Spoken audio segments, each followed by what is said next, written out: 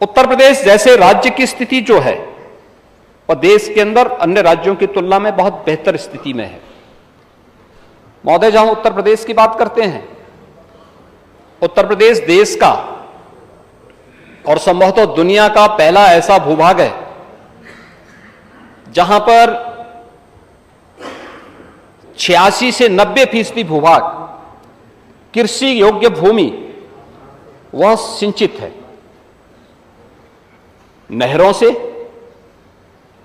सरकारी नलकूपों से और निजी नलकूपों से भी उन्हें आच्छादित करने का प्रयास वहां आच्छादित किया गया है।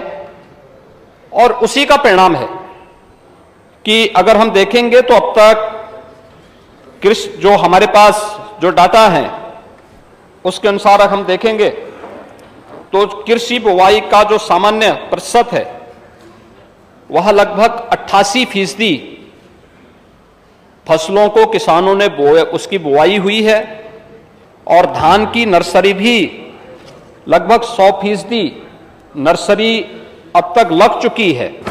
हां, उस पर कम बारिश के कारण या अन्य कारणों से थोड़ा नुकसान जरूर हुआ होगा। उस पर सरकार अपने स्तर पर सरकार की कार्रवाई आगे बढ़ रही है। महोदय, उत्तर प्रदेश की जो एक विशिष्टता है इसी का परिणाम है।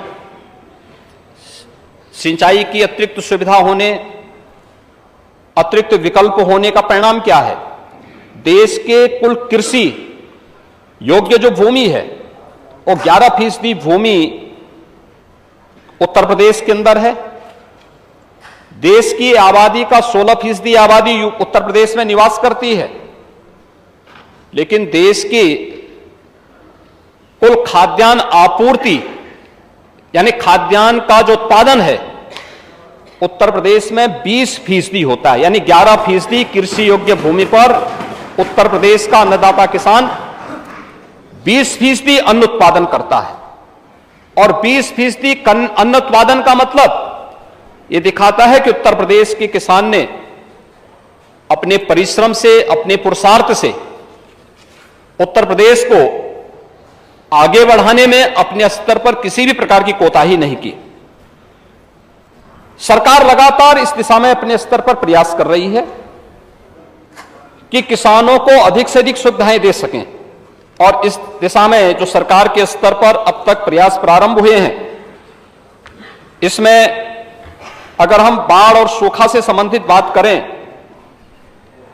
प्रदेश ने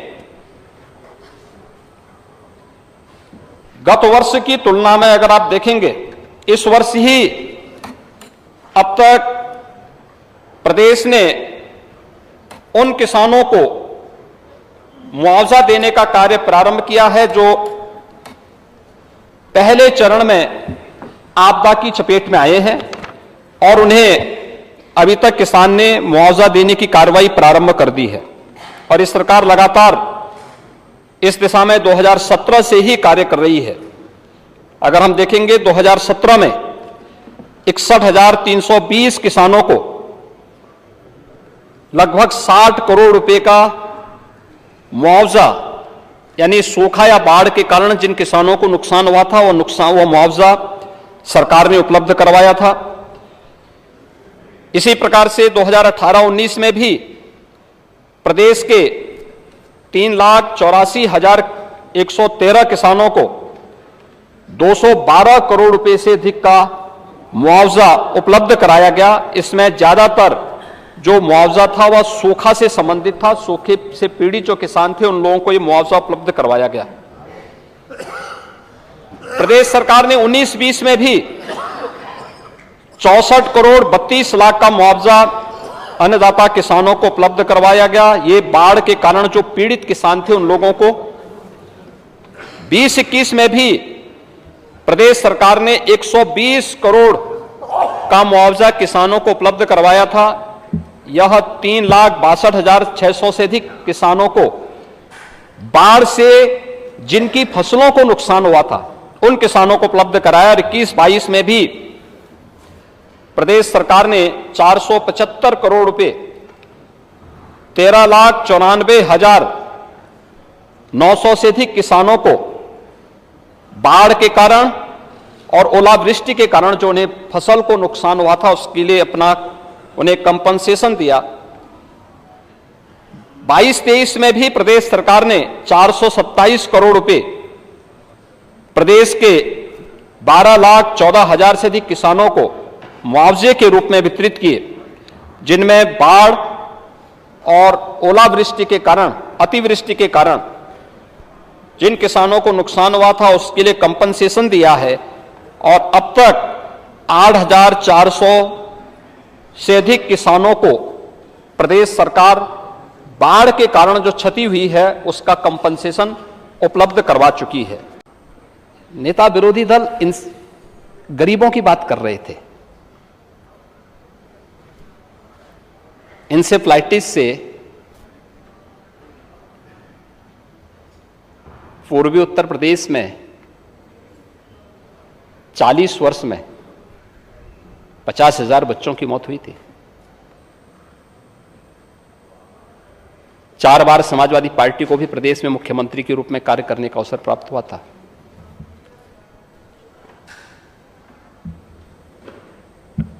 नब्बे फीसदी जो बच्चे थे मरने वाले, जो असमय काल कलवित हुए, वे दलित, अल्पसंख्यक और अति पिछड़ी जाति के थे। क्या यहां पीडीए नहीं था क्या?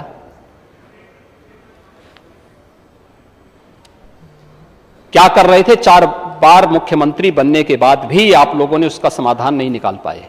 आपको तो 5 साल का पूरा कार्यकाल मिला था और मुझे बताते हुए गर्व है, हमारी सरकार ने अपने पहले कार्यकाल में ही इंसेफ्लाइटिस का समूल नाश कर दिया।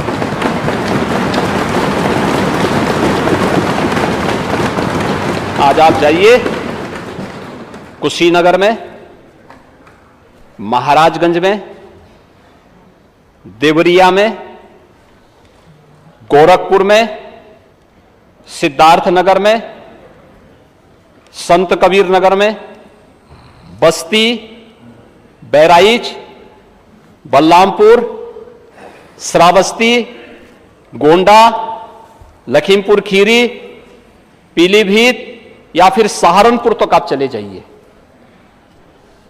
इंसेफ्लाइटिस समाप्त। नेता विरोधी दल इन गरीबों की बात कर रहे थे। इंसेफ्लाइटिस से पूर्वी उत्तर प्रदेश में 40 वर्ष में 50,000 बच्चों की मौत हुई थी। 4 बार समाजवादी पार्टी को भी प्रदेश में मुख्यमंत्री के रूप में कार्य करने का अवसर प्राप्त हुआ था।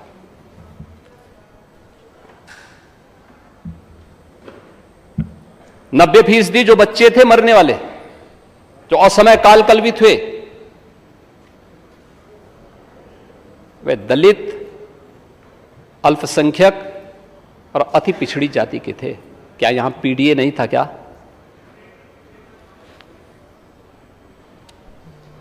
क्या कर रहे थे? 4 बार मुख्यमंत्री बनने के बाद भी आप लोगों ने उसका समाधान नहीं निकाल पाए।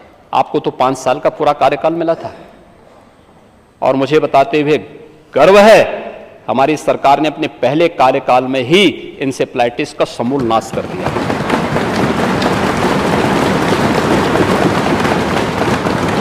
आज आप जाइए कुशीनगर में, महाराजगंज में, देवरिया में, गोरखपुर में, सिद्धार्थनगर में, संत कबीर नगर में, बस्ती, बहराइच, बलरामपुर, श्रावस्ती, गोंडा, लखीमपुर खीरी, पीलीभीत या फिर सहारनपुर तक आप चले जाइए,